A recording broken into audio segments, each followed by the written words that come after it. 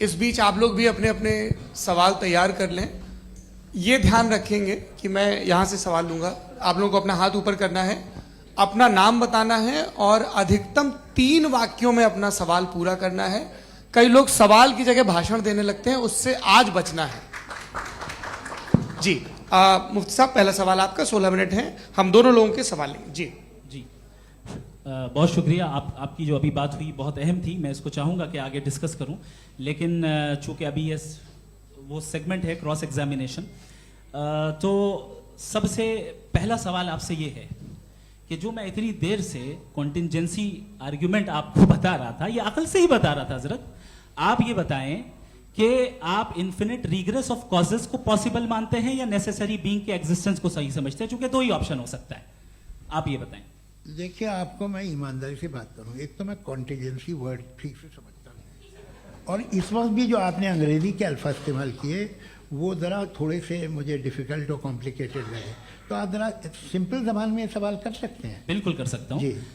Universe की हर चीज contingent होने का मतलब यह है कि वो अपने एग्जिस्टेंस में किसी के ऊपर डिपेंडेंट है। जो भी चीज डिपेंडेंट होगी वो चीज इंडिपेंडेंट नहीं हो सकती, तो उसका कोई ना कोई कॉज होगा।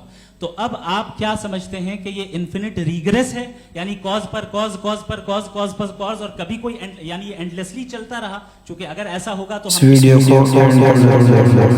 मुत्तफक अलैह चीज है, मुत्तफक अलैह, अग्रीड अपॉन। इस पे हमने एग्री किया था कि मुश्किल शब्द आएगा तो अर्थ बताना पड़ेगा। तो इन्फिनिट रिग्रेस तो पॉसिबल नहीं है, तो कहीं ना कहीं आपको रुकना पड़ेगा ऐसे नेसेसिटी पर। नहीं, कोई जरूरत नहीं रुकने की। किसने कहा आप रुकना पड़ेगा? आप रुकते हैं खुदा पे, आप नहीं रुकते। आप कहते हैं वो हमेशा से, जब उस वक्त से जब वक्त नहीं था। आप कहाँ रुकते हैं कि अब हुआ था वो? आप नहीं कहते। हम क्यों नहीं मान सकते कि यूनिवर्स जो है और बल्कि मल्टीवर्सेस जो है वो हमेशा से हैं, वो बनती है, बिगड़ती है। एक हमारे यहाँ एक चीज़ है ब्लैक होल, वो समेट लेता है वापस, फिर ब्लास्ट होता है, फिर फैल जाता है। और इसमें हमारी तो खैर कोई औकात ही नहीं है। इंसान की एक छोटे से जर्रे पे हम 50-60 साल की उम्र रखते हैं, जो करोड़ों अरबों साल की कायनात है उसमें, और पैदा भी नहायत ही बेहुदा वजह से हुए थे। तो इसमें ये सोचना कि इसकी वजूहात और ये क्यों है, ये डिपेंडेंट है, ये हम देख रहे हैं, क्या मालूम। आप सोचिए कि ये जो फैल रही है कायनात, ये कहाँ फैल रही है, ये कहाँ जा रही है, और ये फैल क्यों रही है? अरे बना ली थी तुमने, रुको भैया, हाँ काफ़ी है। ये फैल क्यों रही है?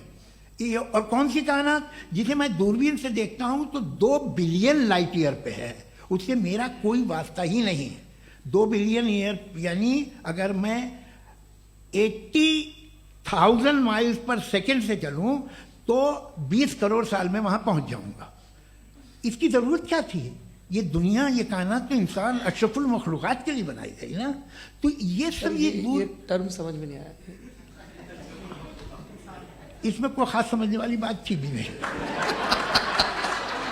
ये जो अल्टीमेट कहा यह जाता है कि ये जो पूरी यूनिवर्स है, ये जो दुनिया है, ये इंसान के लिए बनाई गई। अच्छा, ये सब इंसान के लिए। क्यों साहब, सही है ना?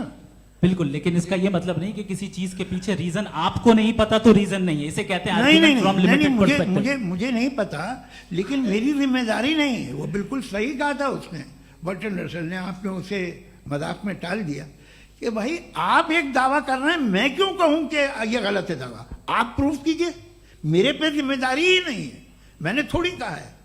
आप प्रूफ कीजिए कि ये सही है। आप आर्ग्यूमेंट ऑफ कंटिंजेंसी का जवाब ही नहीं दे रहे हैं। पूछना चाहेंगे? आप सवाल पूछना चाहेंगे मुफ्ती साहब से?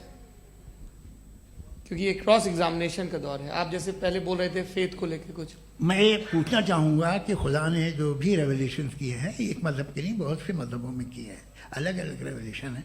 कहीं कुछ एक बातें हैं, कॉन्ट्रडिक्शन भी है आपस में, कहीं कुछ आप कर सकते हैं, कहीं कुछ नहीं कर सकते। ऐसा नहीं है कि सबकी कोड ऑफ मॉरल एक है। तो ये किस्सा क्या है?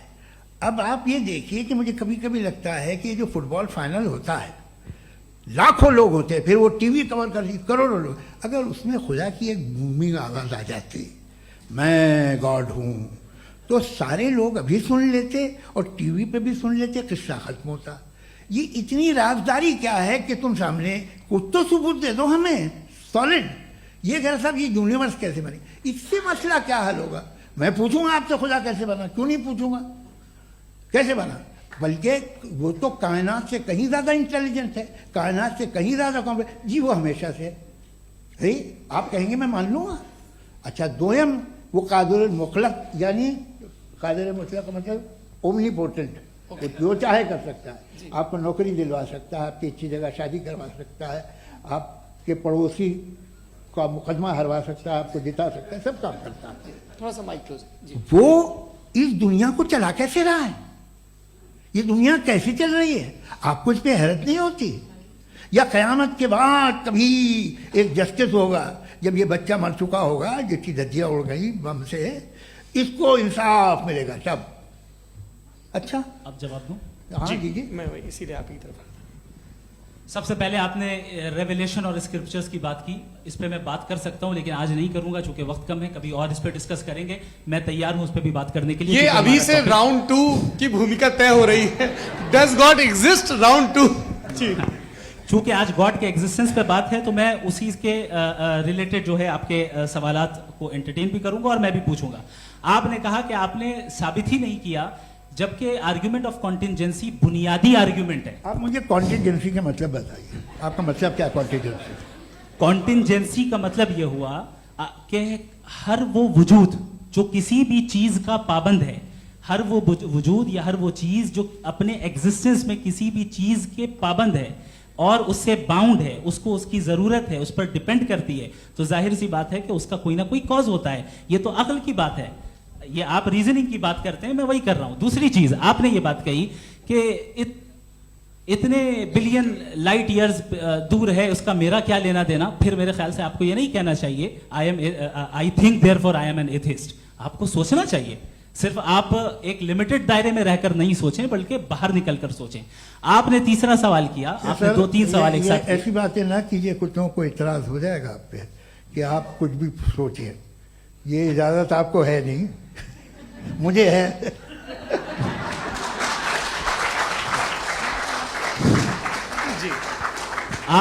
आपने प्रॉब्लम ऑफ इविल के ताल्लुक से सवाल किया और बार बार आप एक लफ्ज रिपीट कर रहे हैं कि ओमनीपोटेंट गॉड है, ऑल पावरफुल गॉड है। यही तो दरअसल समझना है कि गॉड का कॉन्सेप्ट क्या है। प्रॉब्लम ऑफ इविल जो है, प्रॉब्लम ऑफ इविल दर हकीकत 2 असम्पशंस पर कायम है। अगर आप इन 2 असम्पशंस को समझ जाएं तो ये प्रॉब्लम नहीं रहेगी, आर्ग्यूमेंट आपको समझ में आ जाएगी कि ये कोलैप्स कर जाता है। पॉइंट नंबर 1, यानी जो आपका सबसे पहला फॉल्स असम्पशन है कि गॉड मर्सीफुल है, ओमनीपोटेंट है, दुनिया में जुल्म हो रहा है। लेकिन आपको यह समझना चाहिए कि हमारे वर्ल्ड व्यू के मुताबिक गॉड सिर्फ ओमनीपोटेंट और सिर्फ मर्सीफुल नहीं है, बल्कि वो ऑल वाइज भी है और वो ऑल नोइंग भी है। उसके हर काम के पीछे हिकमत और विजडम है। ये कोई जरूरी नहीं है कि वो हिकमत और विजडम आपको समझ में आए या मुझे समझ में आए। अगर आप जो समझ रहे हैं उसके मुताबिक आप फैसला कर रहे हैं, ये लिमिटेड पर्सपेक्टिव से आर्ग्यूमेंट है। और इस चीज को हम अपनी दुनिया में, अपने लाइफ में, डेली लाइफ में इस प्रिंसिपल को एक्सेप्ट करते हैं। हम जब किसी डॉक्टर के पास जाते हैं, डॉक्टर के पास जाकर वो अगर उसने हमें कोई दवाई दी है तो हम ये तो नहीं कहते कि जब तक आपके पास जितना नॉलेज और जितना विजडम नहीं है, आपने क्यों ये दवाई दी है, तब तक हम इस चीज को एक्सेप्ट नहीं करेंगे। नहीं कहते, हम उसकी अथॉरिटी को तस्लीम करते हैं। क्यों? क्योंकि उसकी हम जानते हैं कि वो नॉलेजेबल है, वो विजडम वाला है, हमसे ज्यादा नॉलेज और हमसे ज्यादा विजडम है। बताएं सर। मैंने डॉक्टर में और खुदा में बड़ा डिफरेंस है। डॉक्टर पढ़ा लिखा होता है एक, तो मैं उसकी बात सुनूंगा। दोयम ये नहीं कुछ जवाब तो ये भी नहीं है सर प्लीज, आप अगर सब ऑडियंस से बोलने लगेंगे तो फिर मतलब नहीं सिविलाइज्ड बहस का। मतलब आप ये कहें कि चूंकि आप डॉक्टर पे बिलीव करते हैं इसलिए खुदा पे बिलीव किए, क्या ये मिसाल आपको समझाने के लिए आर्ग्यूमेंट है, इस पे आपको एतराज नहीं है। तो सिंपल बात ये है कि मैं अगर ये यकीन कर लूँ कि एक ओमनीपोटेंट, उसकी मसलहत है, ये जो बच्चे मर रहे हैं ये मसलहत है उसकी, मुझे नहीं चाहिए इसकी मसलहत। उसकी मसलहत नहीं, यही तो समझना है, मतलब एक्सपीरियंस। अच्छा, इस आपने अभी मेरी बात पूरी सुनी नहीं। मैंने कहा आपका पूरा आर्ग्यूमेंट 2 फॉल्स असम्पशंस पर है। एक फॉल्स असम्पशन मैंने बता दिया, दूसरा फॉल्स असम्पशन ये है कि इस दुनिया में इविल के होने का कोई गुड रीजन नहीं है। जबकि हमारे पास बाज रीजंस मौजूद हैं, हमारे पास बाज वजूहात मौजूद हैं। अगर इस दुनिया में इविल ना हो तो आप गुड को डिफाइन कैसे करेंगे? अगर जुल्म ना हो आप इंसाफ को समझेंगे कैसे? अगर तारीकी ना हो तो आप लाइट को समझेंगे कैसे? बहुत अच्छे। अभी और सुन लें, अभी और बाकी है। ये तो बात बहुत पसंद आई साहब मुझे, कि जब तक रेप ना हो तब तक औरतों की इज्जत का ख्याल आपने मेरा जवाब पूरा सुना ही नहीं। जब तक के बच्चों का कत्ल ना किया जाए तब तक आपको बच्चों की मासूमियत की इज्जत है। आपने पूरा जवाब सुना ही नहीं। क्या बात है, क्या आपने नुक्ता निकाला हुआ? आपने पूरा जवाब सुना ही नहीं। आप सुन लें, मेरी बात सुन लें। ये मैंने आपको एक चीज बताई। दूसरी चीज, इस दुनिया में हम आए हैं टेस्ट के लिए, हमारा टेस्ट हो रहा है और हर इंसान का अलग अलग अंदाज में टेस्ट होता है। और इस दुनिया में अगर इविल मौजूद है तो वो इविल जरिया है हमारे अंदर ह्यूमन नोबल क्वालिटीज को डेवलप करने का और अलग अलग फील्ड में प्रोग्रेस करने का। और अगर हमारे अंदर और इस दुनिया में इविल नहीं होता तो बताइए टेस्ट का मतलब क्या होता? अगर मैं अपने स्टूडेंट को एमसीक्यूज दूं और उसमें सिर्फ राइट आंसर लिख कर दे दूं और कहूं तुम्हारा टेस्ट हो गया, ये मीनिंगलेस है। इस दुनिया में अगर हम टेस्ट के लिए आए हैं तो जाहिर है गुड एंड इविल दोनों मौजूद है। बताइए। तो अगर गुड एंड इविल दोनों मौजूद है तो ये इविल भी खुदा का बनाया हुआ है? जी हाँ, खुदा का बनाया हुआ है। लेकिन अच्छा, चलो अच्छी बात। जी बिल्कुल, तो बिल्कुल मतलब खुदा ने बनाया। अभी तो ये है कि जो मेजॉरिटी है दुनिया में वो इविल है, तो ये खुदा एक्चुअली इविल के साइड पे लग रहा है मुझे। बिल्कुल भी नहीं, मैं बताता हूं। मेजॉरिटी में तो वो है। क्या बात कर रहे हैं भाई आप? मैं बहुत कोई भी जो मुंसिफ होगा, चाहे आपका अपना घर हो जिसके आप सबसे बड़े हैं, चाहे आपकी ऑर्गेनाइजेशन हो जो आप चलाते हैं, वहां पर आप इविल रखेंगे साबित करने को कि बाकी लोग शरीफ हैं? मेरी बात सुनिए। क्या ये आर्ग्यूमेंट ही गलत है? अगर कि जब तक के कोई इविल नहीं होगा तब तक के शरीफ आदमी शरीफ नहीं लगेगा। अगर एग्जामिनर गलत ऑप्शन दे रहा है तो एग्जामिनर इविल नहीं हो गया। जो गलत ऑप्शन को सेलेक्ट कर रहा है वो फेल होगा। क्रिएटर ने इविल को बनाया है लेकिन वो इविल नहीं है। अच्छा सुनिए मेरी बात, एक- लेट मी एक- कंप्लीट एक- सर, एक- एक- हाँ। Let me complete sir. जी जी। क्रिएटर ने इविल को बनाया है टेस्ट के लिए, वो इविल नहीं है। इविल वो होगा जो उसे इख्तियार करेगा। छुरी को बनाने वाला गलत नहीं होता है, छुरी का गलत इस्तेमाल करने वाला गलत होता है। रेप को कैसे गलत इस्तेमाल करते हैं? रेप इंसान के फ्री विल का नतीजा है। ये रेप कैसे गलत इस्तेमाल होता है? ये मुझे अब सुन लें, अब सुन लें। गलत इस्तेमाल होता है। हाँ मैं बता रहा हूँ ना, रेप कैसे गलत मैं बता रहा हूँ जी। कि जो इविल इस दुनिया में मौजूद है उसके कई सारे तरीके हैं। एक तरीका इंसान का अपना फ्री विल है। अब अगर कोई रेपिस्ट रेप कर रहा है तो इसका गॉड का कसूर नहीं है, वो अपने फ्री विल का गलत इस्तेमाल कर रहा है, उसको सजा मिलनी चाहिए। अच्छा। और उसी के लिए जहन्नम बनाई गई है। ये फ्री विल का भी बड़ा चक्कर। आप जब कोई बुरा काम करते हैं या कोई बुराई होती है तो ये कहा जाता है कि ये फ्री विल है। 7 billion free wills are moving on this planet. 7 billion free will. और एक आदमी अपनी फ्री विल से मुझे कत्ल कर दे तो मैं खुदा की मर्जी से मरा हूं कि इसकी फ्री विल की वजह से? मेरी मौत खुदा के हाथ है या ये फ्री विल वाले के हाथ है? खुदा ने फ्री विल का निजाम बनाया है और उस निजाम का गलत इस्तेमाल करके कोई आपको ये मार गलत रहा है, इस्तेमाल करके मेरा कत्ल कर देता है। अब मेरी मौत का जिम्मेदार कौन है? वो इंसान जिम्मेदार है। वो इंसान। जी। तो ये कहना कि और उसको खुदा ही उसको जिंदगी सजा का- मिलेगी। तो अब आप आगे चलिए कि ये तय करना कि अल्लाह ही या खुदा, सॉरी अल्लाह ने, खुदा ही जिंदगी देता है, खुदा ही मौत देता है, ये गलत है। बिल्कुल गलत नहीं है। हाँ, नहीं, निजाम उसी ने बनाया फ्री विल का। निजाम मौत और हयात का उसी ने बनाया। You are contradicting yourself. अभी आपने कहा कि एक आदमी ने फ्री विल से आपको मार दिया, इसमें उसे फ्री विल दी गई थी, उसने गलत इस्तेमाल किया। 7 billion free wills are moving on this planet और आप चाह रहे हैं कि मैं सिर्फ खुदा का ध्यान करूं। ये 7 बिलियन फ्री विल्स को मुझे लुक आफ्टर करना पड़ेगा कि नहीं? ये तो तबाहियां कर रही हैं और तबाहियां ज्यादा हो रही हैं। बिल्कुल। तो अगर आप बताएं अगर खुदा नहीं है फॉर एग्जाम्पल, हाँ। तो आप इविल को कैसे डिसाइड करेंगे? यानी how can you define evil objectively without God? देखिए दुनिया में 2 तरह के जानवर हैं, एक जो अकेले रहते हैं जंगल में और एक जो ग्रुप्स में रहते हैं। ग्रुप में जो भी रहेगा, चाहे वो आपका फाउंडेशन हो, चाहे कोई क्लब हो, चाहे कोई पॉलिटिकल पार्टी हो, चाहे कोई यूनिट हो, उसमें आपको इंटरैक्ट करने के रूल बनाने पड़ेंगे। यानी लोग तय करेंगे। लोग तय करेंगे। अगर लोगों ने यह तय किया कि किसी का रेप करना सही है, आप जस्टिफाई करेंगे? नहीं, आपका फाउंडेशन तो ये हो गया ना कि लोग ही विल डिसाइड करेंगे। नहीं नहीं नहीं, अरे दुनिया में ऐसे ग्रुप्स हैं जो रेप को जायज़ मानते हैं सर्टन हालात में। मैं डिटेल में नहीं जानूंगा, आप भी जानते हैं। ये जो आईसिस वाले थे इन्होंने क्या किया था, तो उन्होंने क्या किया उसका खुदा से कोई ताल्लुक नहीं है सर। मैंने सिंपल सवाल किया कि ईविल को आप डिफाइन करते कैसे हैं। आइए वापस आइए जी, आप साथ में तभी रह सकते हैं जब कुछ आप ऐसे उसूल डेवलप करें जिसमें हर एक का बेसिक तहफ़्फ़ुज़, हर एक का बेसिक राइट हो और हर एक को कोई आराम मिले। यही तरीका है किसी भी ऑर्गेनाइजेशन जिसमें एक से ज़्यादा लोग हैं और वो ऐसे चलती है ज़िंदगी। उसमें अगर आप गड़बड़ करेंगे तो तबाही होगी, नुकसान होगा, बर्बादियाँ आएंगी। और अगर उसमें आप घर ले लीजिए ना, एक हस्बैंड है, एक वाइफ है, बच्चे हैं, वालदा भी हैं, 2 बहनें भी हैं, एक भाई भी है। अब इसमें कोई निज़ाम आपको चाहिए साथ में रहने का, और एक दूसरे पे भरोसा रहे, एक दूसरे के बहीख्वाह हों, एक दूसरे की मदद करें, ऐसी जिंदगी। सर आपकी बात आ गई। आप ये कह रहे हैं कि लोग डिसाइड करेंगे क्या सही है क्या गलत है, यही है? मेजॉरिटी डिसाइड करेगी क्या सही है क्या गलत है? अरे भाई बिल्कुल। मेजॉरिटी अगर ये कहे कि नाजी जर्मनी के साथ जिस तरह मेजॉरिटी थी कि जेनोसाइड करना सही है, आप जस्टिफाई करेंगे? उस वक्त आपका ये सवाल सिर्फ उसके बाद क्लोजिंग। हाँ, उस वक्त प्लेनेट पे जो लोग थे उनमें कितने लोग हिटलर को सही समझते? अच्छा, प्लेनेट की मेजॉरिटी तय करेगी, सोसाइटी की नहीं। प्लेनेट की मेजॉरिटी गॉड के एग्जिस्टेंस को सही मानती है, आप क्यों नहीं मानते?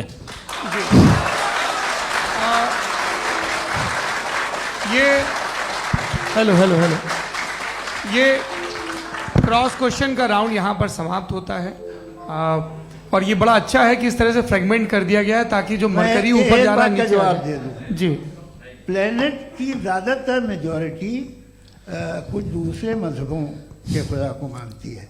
आप उन्हें क्यों नहीं, आप तो मेजॉरिटी की बात कर रहे अच्छा, हैं। ये क्लोजिंग आप ये कह रहे हैं इविल और गुड को डिसाइड मेजॉरिटी करेगी। मेजॉरिटी जो कर दे वो सही हो जाएगा। क्लोजिंग इसको जैसा आप ही लोगों ने तय किया है उसी फॉर्मेट को फॉलो कर लेते हैं। हाँ। भाई मैंने तो भले लोगों पे एतबार किया और तब मॉडरेशन तय किया। जी, आपके पास 5 मिनट का वक्त है, क्लोजिंग आर्ग्यूमेंट है, उसके बाद हम ऑडियंस से क्वेश्चन आंसर लेंगे जावेद साहब के क्लोजिंग आर्ग्यूमेंट के बाद। ओके, बहुत शुक्रिया जी। हमारा जो टॉपिक है डज गॉड एग्जिस्ट, मैं इस पे इतने एकेडमिक तैयारी करके आया था। मुझे था कि मैंने सोचा था कि कई सारे मैं आर्ग्यूमेंट्स दूंगा, लेकिन वक्त की भी किल्लत और जावेद साहब बार बार इधर उधर चले जा रहे थे तो उसको भी थोड़ा एंटरटेन करना पड़ गया। डज गॉड एग्जिस्ट पे मैं एक ही आर्ग्यूमेंट दे पाया। आर्ग्यूमेंट्स बहुत हैं और डेफिनेटिव आर्ग्यूमेंट्स हैं, और मेरे आर्ग्यूमेंट को किसी एक राउंड में भी इन्होंने एंटरटेन नहीं किया और रेफ्यूट नहीं किया। एक राउंड में भी नहीं, एक राउंड में भी नहीं।